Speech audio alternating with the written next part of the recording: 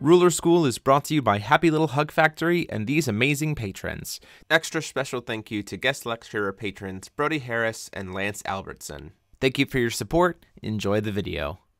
Hey guys, what's going on? It's Paul, and I'm bringing you tournament reports today for GP Collinsville in Illinois, GP Bonn, Germany, and GP Indonesia. I hope that's Bonn, otherwise I'm going to sound like an idiot on this, but I'm going to say GP Germany just to make it a little bit easier, but Bonn or Bonn is where the actual tournament was held.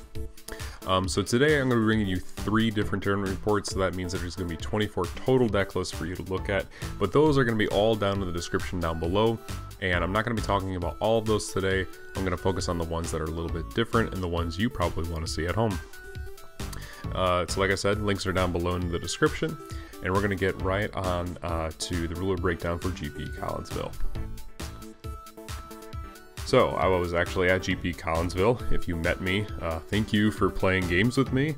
All of my matches were really good and a lot of fun, especially the mirror match. That was probably the funnest I've ever had. It's the funnest match I've ever had in Force of Will, period. But I'm not going to go on too much about me, because here's the ruler breakdown. So I ended up being one of the 26 Scheherazade players. There were also 21 Keurig players, 12 Lumia, 11 Time Spinning Witch, 7 Fairer, 7 Imol, 6 Gil, 5 Ayu, 4 Scarlet, and then 21 other decks. So the deck lists for GP Collinsville, again, are down in the description. I'm going to give you 4 that are probably the most interesting. There were 6 Scheherazade, 1 Keurig, and there was also 1 Gil. And this is the Gil list for Joseph Bowling. From what I was being told at the tournament itself, Joseph is a Magic player who just kind of threw this together and said, I'm gonna go, and it's really great that he made top 8. So congratulations to him for making top 8 with this list, because we haven't seen Gil really at all, except in stuff like GP Rome, which was Rhea Cluster only.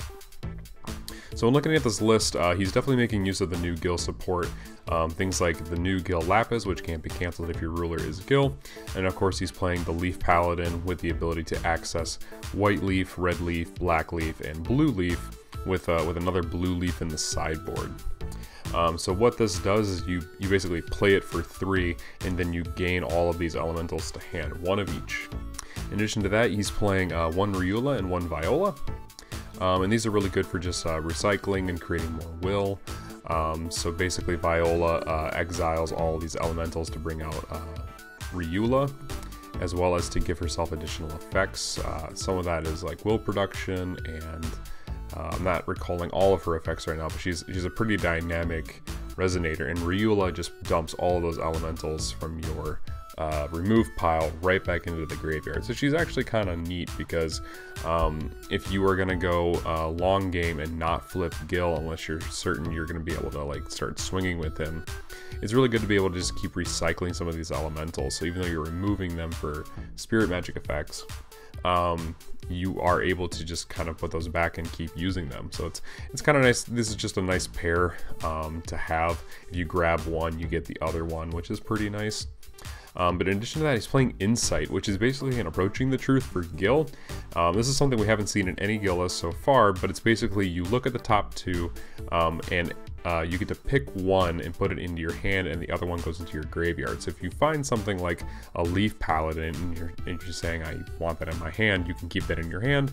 Or if you pick up any of these other elementals, you can just dump them. In addition to that, he's playing 3 Fifth Element to get rid of individual J Resonators, as well as Final Battle, because Final Battle is still a really good card. In addition to that, he's playing the Leaf Knight, which is a kind of an interesting mid-range pick. You remove an elemental in your graveyard up to twice. It's kind of like a Pyele in that sense, and if you do, it gets Barrier and +2/+2. So that's pretty interesting. It's a 9/9. It can trade with Pyeles if you need it to.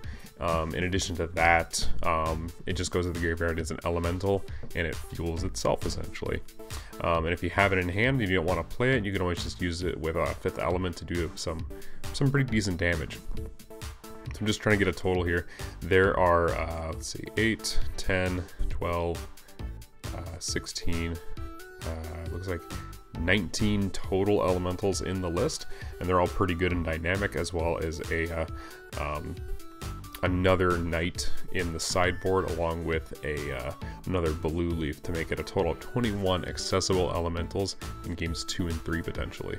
Next up we have Derek Mugwineza. He was actually playing the only red Scheherazade list that made it in the top 8. There were a couple other red Scheherazade lists trying to use City of Ataraktia, but what's interesting is what Derek did is he only plays 2 dolls. He plays the Cleaning Doll and Eve. So like if Scheherazade wants to flip and bring something out, she can bring out Eve and pitch it to the bottom of the deck, as well as using her own effect, put something on top of the deck as a means of removal. So what's going on in this list is it's more like a streamlined traditional control list, and the fact that it's completely doll-less was really interesting to me. And I'll say that a little bit more emphasized, doll-less list, which is just a weird combination of letters together. But in general, I think this list was very interesting, mostly because, again, it doesn't play any dolls. It plays a lot of discard. It plays Demon Flame. A lot of cards we haven't really seen in Scheherazade really at all, outside of like the basic cancel package, maybe some Thought Controls, definitely Final Battles. Ray and Lorad are pretty common as well, but Rachel, Inheritor of the Stars Go Lapis, there's just a lot of very different things that are in this list. I'm not sure about how this list feels to me, but this is definitely something that Derek Mugwineza was trying to put in, probably into his own play style, and this is just how it turned out. So basically you're playing a control ruler who gets 5 additional cards that can, you know, mess up your opponent's tempo or whatever, and then you just play all of the other really good things that are in color. Next we have our second place, and that is Stephen Holsheiser. He was playing Jean-Paul in the final 2, and he's playing a more streamlined green-black Scheherazade doll control list, which is really something I actually played something really similar to this. What you're going to notice here is the 4 glint and the 2 rapid growth, and like 1 less doll audience and 1 less last audience to sort of fit those in here. But in general, this is a pretty standard list for Scheherazade. But the glint allows him to get rid of his opponent's Severing Winds and Favor spells, as well as if they, you know, tutor something to hand, he can just call it, get a free card, and just look at their hand. And hand knowledge was actually pretty important in this GP. I know that playing Thought Control myself gave me a huge advantage, so playing glint was also really solid. Now the rapid growth is there to just sort of like get you additional damage. It's an additional 8 damage if you pay 2, but in addition to that, it's a way of getting around Final Battle. So you're able to say, cool, you played all that life for Final Battle, I'm just going to rapid growth outside of it. So that way I get to survive your Final Battle, and you just paid a bunch of life to not get rid of my problem on board.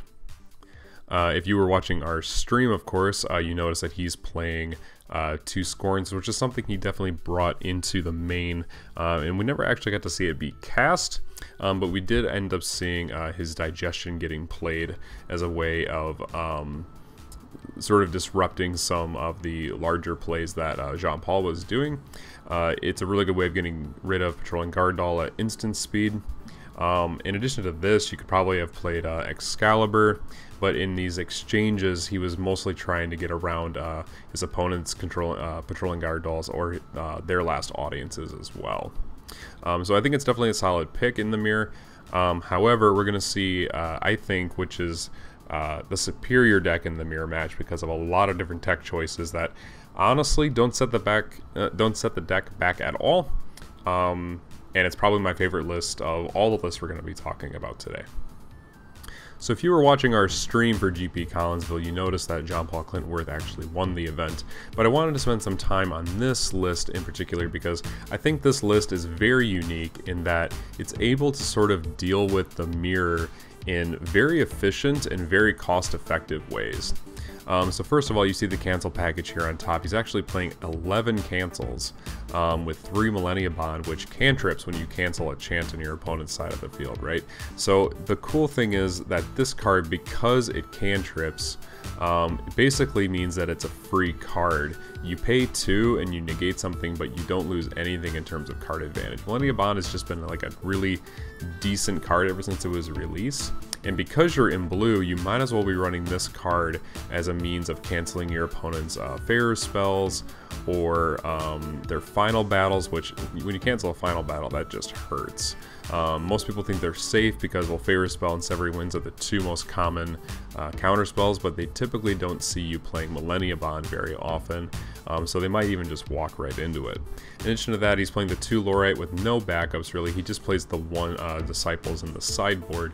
And that's mostly because in the mirror he's not very good, but when you are playing against a mirror, he's really strong when you use it in combination with Puppet Maker. So your opponent has a Puppet Maker, they try and put in something, say like a Doll Audience, to try and block your attack. You can Lorite their Puppet Maker so they don't actually get the cantrip and you don't replace.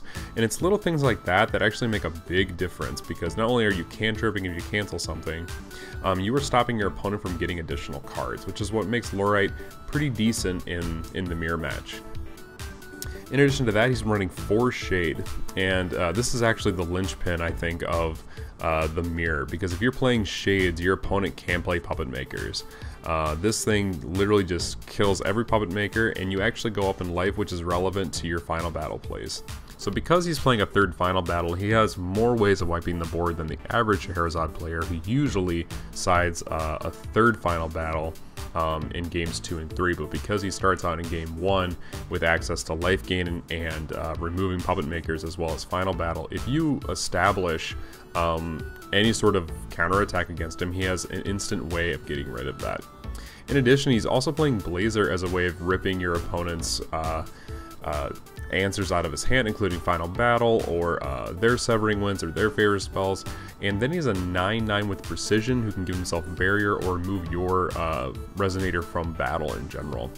So in this list, because the grind game in the mirror is so intense, typically Blazer, if it's able to land, you even see Steven like hard cancel with a Severy Winds to prevent it from coming in the board. It can actually be a really solid threat against your opponent.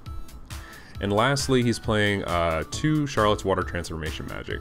So in my game against Jean-Paul, one of the coolest things that I saw is because he was on offense, and because I was on the back foot, his 2 Puppet Makers, without me being able to get rid of them in combination with the Last Audience, Charlotte's Water Transformation Magic does this cool thing where if you have to attack into a Last Audience, it deals 400 damage to that Resonator because you have 2 Puppet Makers. That's +2/+2 times 2. And that just outright, kills any Resonator you want. It's basically a 1-drop kill spell with Remnant at that point. But in addition to that, this card itself in the main just completely makes Variant Enormous Effigy completely useless in the mirror. The fact that they can just make it a bear, pop it with Shade, or just, block with their Patrolling Guard Doll if you're attacking in, is kind of really, really good. First-hand knowledge of that, guys. It's happened to me multiple times, at least in the couple of games that he and I played. But in addition to that, he's basically playing a normal doll control list. But the fact that he was able to play Shades very comfortably with these 4 Blackstones for Resonance, and he had more Blazers and more control in the sideboard, he was able to just run right through the mirror without much trouble really at all. And I think that's why this list is actually kind of interesting, and it's something you should really watch out for and maybe consider understanding for yourself, so that way you can see exactly what place this might have going forward, especially here in the United States meta. Alright, so let's take a look at the GP in Bonn or Bonn, Germany. Let me know what it is down in the description if you know. But for sure, it's the GP in Germany was almost as big as the one we had in Collinsville, and it was New Frontiers as well. So with that, we're going to see some similar numbers, I think. But what I think is really interesting is if you go and take a look at the top 8, it's a little bit more diverse. But because of time, I'm only going to take a look at a couple of deck lists, and they're not gacha logs, but at least you get to see the faces of the players. So before we get into that, there were 100 players in GP Germany, with about 25% playing Scheherazade, another about 20-25% playing Keurig. Some Lumia, Yggdrasil, maybe, I'm thinking this is Time Spinning Witch. My translator wasn't entirely sure of what to name this. As well as Ayu and Rhea, and as well as all of these other rulers, which made up about another 25% of the meta. So in terms of the deck list, again, I'm only going to show you the top 2, mostly because you can just click the link down in the description and go see the top 8.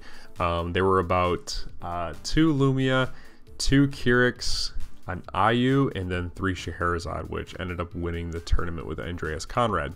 So what I thought was really interesting about this list is he's not playing Puppet Maker, and instead is playing a 4th Patrolling Guard Doll and 3 Jeanne d'Arc, Maiden of Madness, I believe is the full name.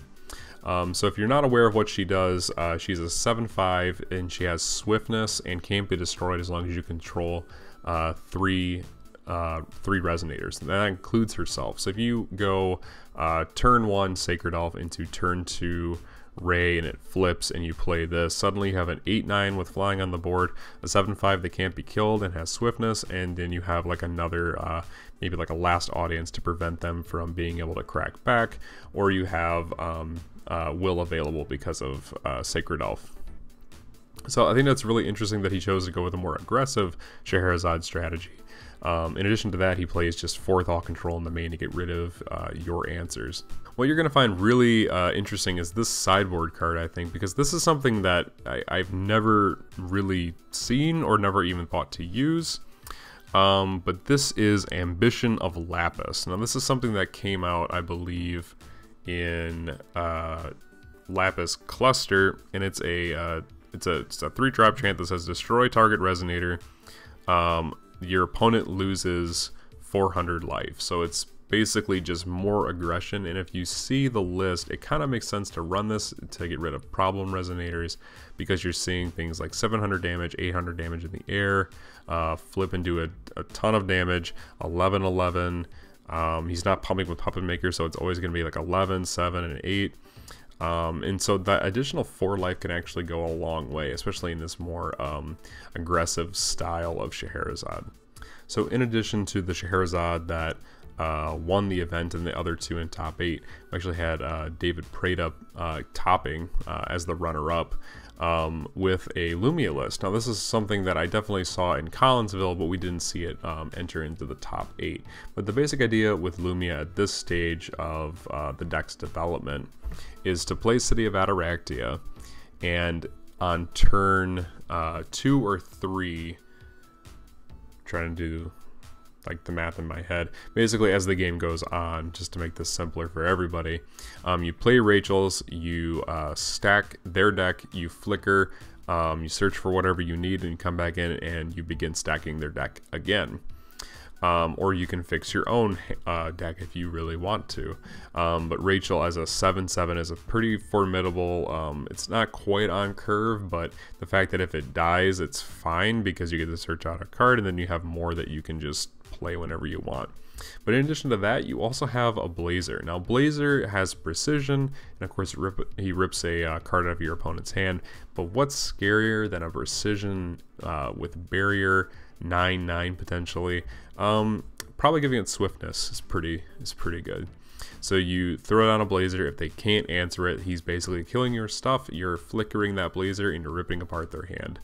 So these 3 cards right here that are, these, I guess, 12 total, are really the linchpin of the deck. And of course you can always flip Lumia with Nyarlathotep, and you can protect those resonators with your Flourishing Help. So it's a 4-color list, but it's mostly a 3-color list. And really you want the green and the red to be able to play Ataraxia, so you can just get your train rolling.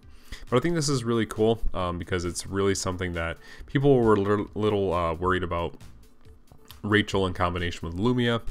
But I think the the combo really takes off now that we have Ataraxia and Rachel and Lumia all together, because we needed a good way of tapping Rachel to start making use of her effects. Alright, so let's now look at the ruler breakdown for the GP in Indonesia. So there are about 24 players in Indonesia, which means that the results here are maybe not the best in terms of like how legitimate is this actual tournament to how powerful Scheherazade is as a ruler. So just keep that in mind. She was definitely played, and she was definitely present in the top 8. In fact, all 3 of these Scheherazade players made it into the top 8. But in addition to that, we had like a really good diverse group of different rulers, most of which made it into the top 8. So in addition to the 3 Scheherazade, we had 3 Kirik, a Lumia, a Dark Tree, a Dark Yggdrasil, 2 Favor. A Favor actually won this event, so keep that in mind. There were 2 Shaylas, 2 Gil, 2 Ayu, and then there were about 8 other deck lists that made up the last third. Alright, now that we've seen the ruler breakdown for GP Indonesia, let's actually take a look at the list that won. And that is a red Favor list, which I thought was really kind of cool, because it's something I actually was testing in preparation for GP Collinsville, because I thought a turn 2 Maribel was actually really hard for a lot of decks to answer. The only problem that I found with it is that I didn't always have the Maribel in hand, or didn't have all the combo pieces, and sometimes the tree matchup was kind of difficult, and I wasn't sure how much tree I was actually going to see. And just for the sake of consistency, I went with a different deck. But to be sure, turn 2 Maribel is actually still really strong in the meta. The black tiers that most players sideboard if they're Scheherazade, or if they're another deck that's running black, isn't really there in game 1, and then you have access to other things in game 2 to sort of stop them from actually playing the card. And by the time that you play a Maribel, it's really difficult for them to come back, I think, unless they have a good way of getting around it.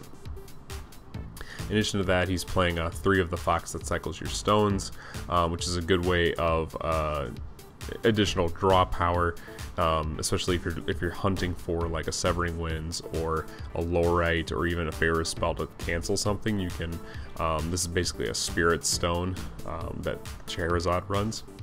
But in addition to that, he also plays the City of Ataraxia, which is a good way of like getting your Maribel out with swiftness, maybe on turn 3 or 4, so that way you can start swinging and dealing damage as a way of like using her outside of just something to burn or to stop chance from actually occurring.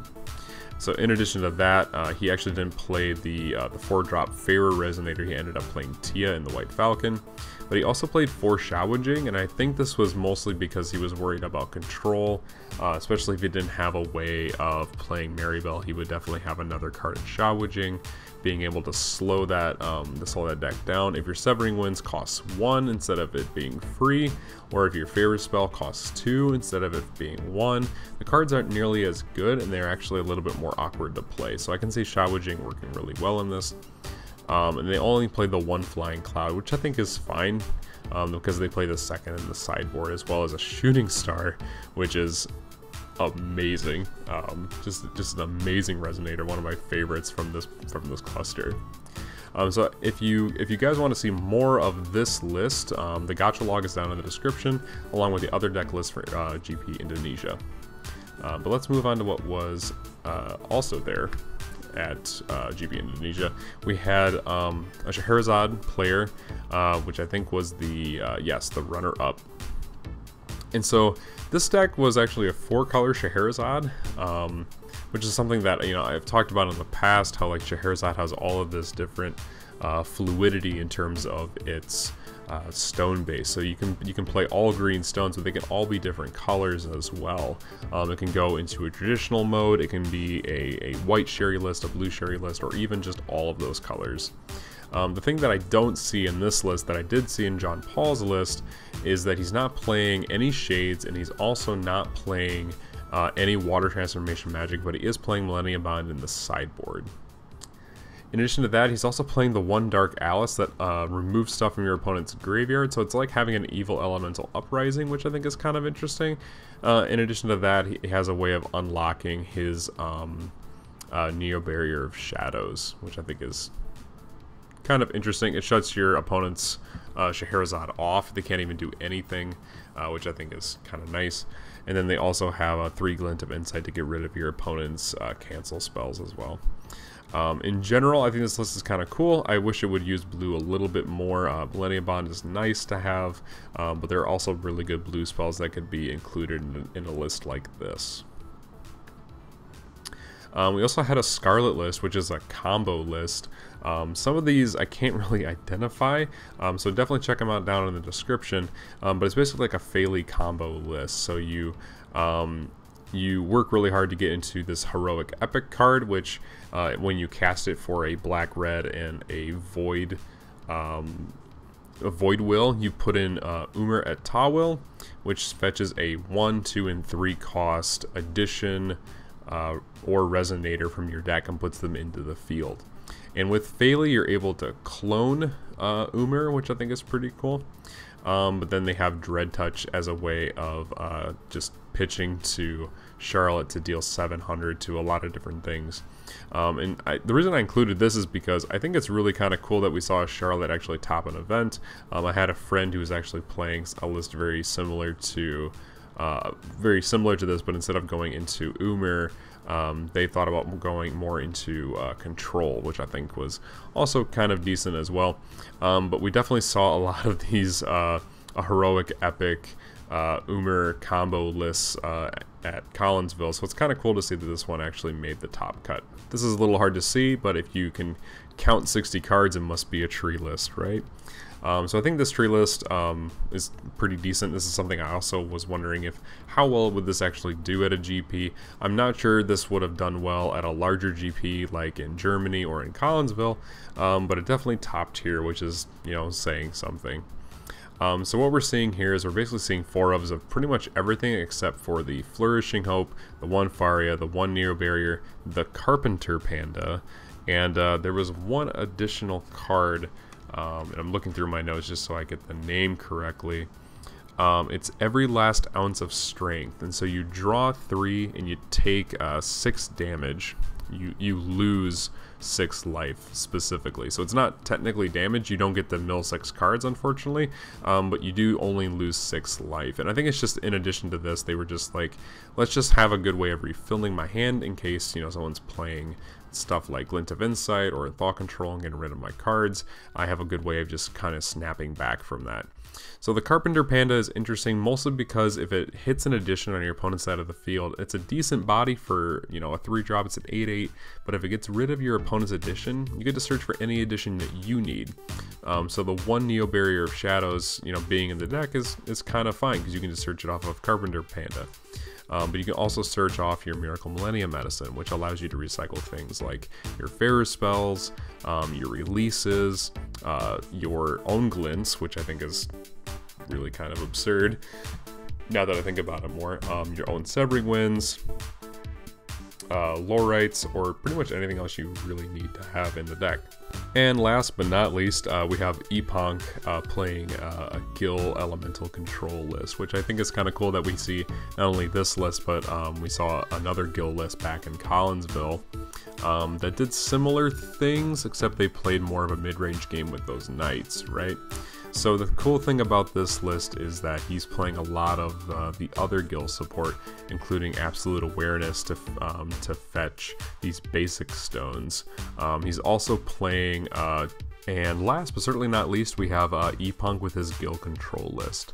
So I think it's kind of cool that we're seeing this Gil Control list in addition to the one we saw in Collinsville doing so well and actually top 8ing, which means that, you know, Gil might actually be a deck going forward. So definitely keep an eye on him, especially if we lose Scheherazade here in the next few weeks. But I'm getting kind of ahead of myself. Let's just take a look at the deck. So he's playing a little bit more of the Absolute Awareness package to sort of ramp into your green-black, or of course you want to side in if you want to side in a white stone, you can do that as well. This is a pretty standard Gil Control list with the Forward Vanish, the Gentle Breeze Elemental, the Fair spells, the Severing Winds as a way of just winning Cancel Wars. You can search out any of these like really niche, like Nameless Mist, these really niche chants to sort of get around your opponent's, your outs to your J ruler, and then you just flip and make more use of Gil, which is something we didn't see in the last Gil list. It was more reliant on its resonators and its own cancel package than it was the flip, because the flip would be the last thing you would want to do because you were losing and you needed to put in a lot of damage. One thing you're going to notice here is the Ancient Library. This is something that we definitely saw in Rome being mained because, well, I mean, it was Rhea Cluster, but it's kind of nice because when you play it, not only does it cantrip, it makes all of your chants everywhere into Spirit Magic. So Gil can cast everything for free most of the time, which I think is really cool. If you need to hard cast a Severing Wind, suddenly it's a 3-drop cancel spell for anything. If you flip, it's a 2-drop cancel spell for anything. And there's just a ton of other things you can do. I'm just looking at this list now and I'm seeing things, right? You can, in addition to paying black for Final Battle, you can actually remove an elemental and produce a will, or if you're flipped, you can produce 2 to feed into Final Battle and do additional damage without setting yourself back. So it's actually pretty kind of cool, and I like that a whole bunch. But in addition to that, you'll notice he's playing the White Leafs in the sideboard, and I think it's just because he's worried about aggro and stuff like that, but not so much game 1, but more game 2 and game 3. So this has been a long video already, so I'm going to try and keep these thoughts pretty concise and pretty straightforward, but there's a ton of things that, you know, just looking at this past weekend, this is a huge weekend in Force of Will. And so I think it's worth at least taking some time to sit down and kind of process most of this. If you can't tell by now, I'm a huge fan of the blue Sherry list that was being piloted by Jean Paul. I think it does a lot of really interesting things in the Scheherazade mirror, which is where I think we are right now. Scheherazade needs to sort of understand that it is the best deck, and how can it stay the best deck, especially when you're playing against yourself, right? And I think that having Water Transformation Magic, more cancels than your opponent, and ways of getting rid of their puppet makers is a really solid way of going forward. And I'm not sure what this list looks like playing itself, but I can imagine that it would be a real grind fest just because of all of these different cards that they have in common. So not really sure what that looks like personally. I haven't done enough testing with this list to actually understand what that looks like, but I definitely think blue Scheherazade is something you need to look out for, especially if you're going to be playing Scheherazade. So yeah, just keep that in mind.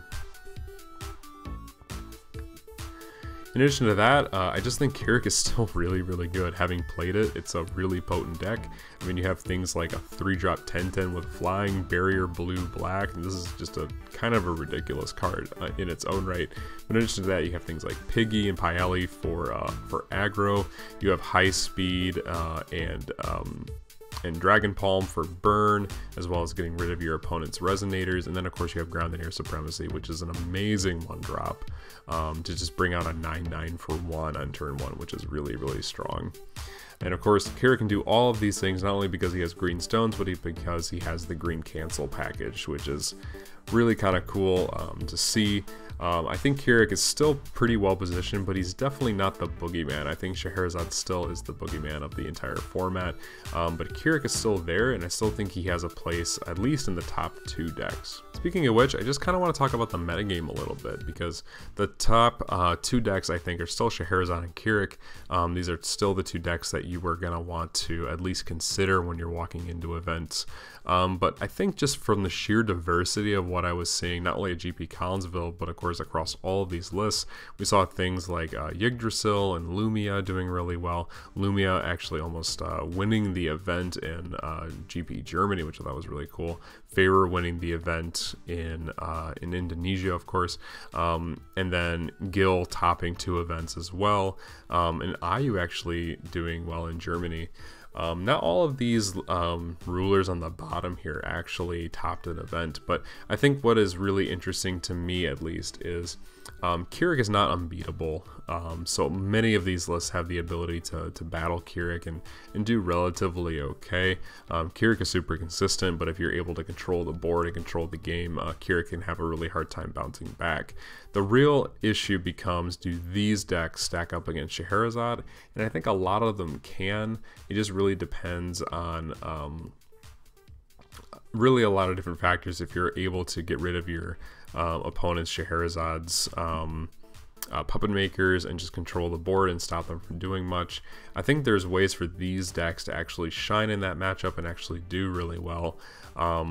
But this is where we need to have another discussion, right? Because we saw a lot of Scheherazade actually topping events this past weekend.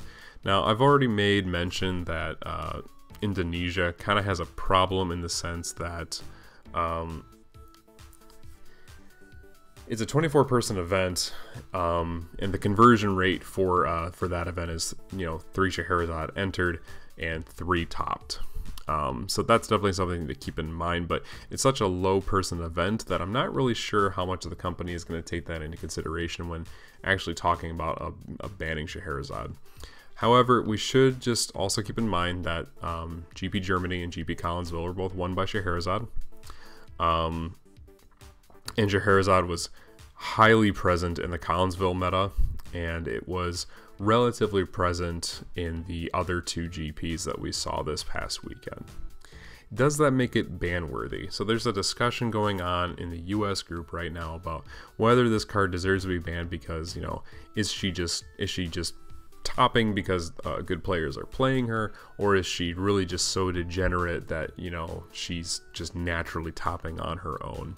And one of the discussions we had on the way home from Collinsville is that we can't really account for skill when we're looking at numbers, because that's not something that is quantifiable. We have to actually just look at the numbers themselves and say, like, okay, 22.5% of the players in Collinsville were on Scheherazade, and then 6 Scheherazades swarmed in. And I think a lot of the reason is because we do see a lot of really good players playing Scheherazade, but there were a lot of different decks. I think I only played 1 Scheherazade throughout the entire tournament, and I think a lot of people felt the same way. That they didn't see a lot of Scheherazade, but she was still there, and she was still present in the top 8, and she did end up winning the event. So does that mean that Scheherazade is unbeatable? No, she's not unbeatable. I think the mirror is an issue, but I think other lists such as IU, which is why I included IU in the last slide, I actually had a really hard time playing against IU because it turns out I have a really hard time interacting with J rulers who are 10-10s. Who would have guessed?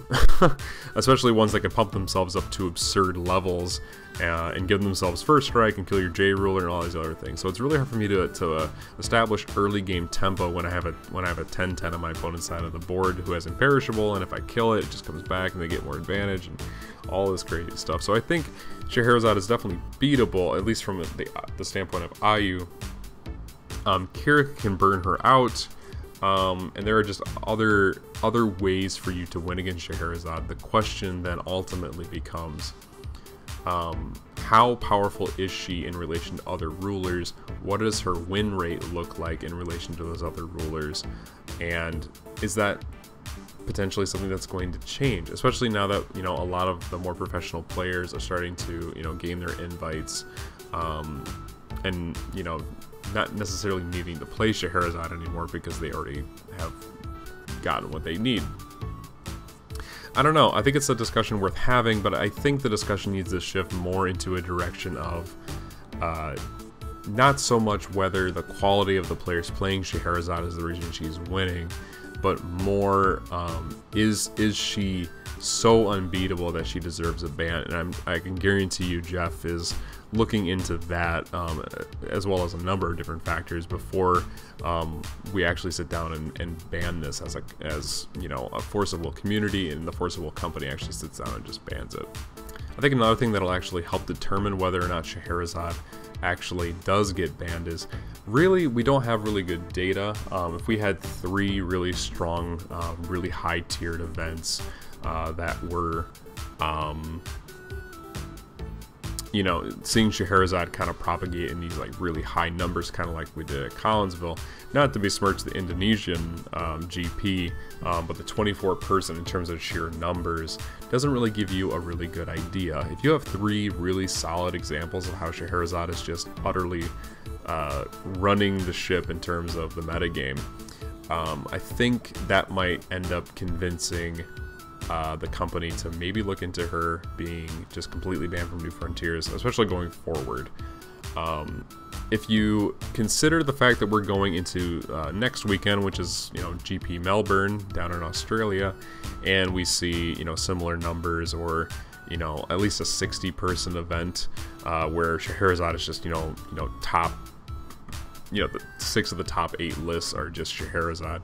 That might actually influence the decision of the company, but honestly, I just feel like we need more data, and I think Melbourne is going to actually provide that.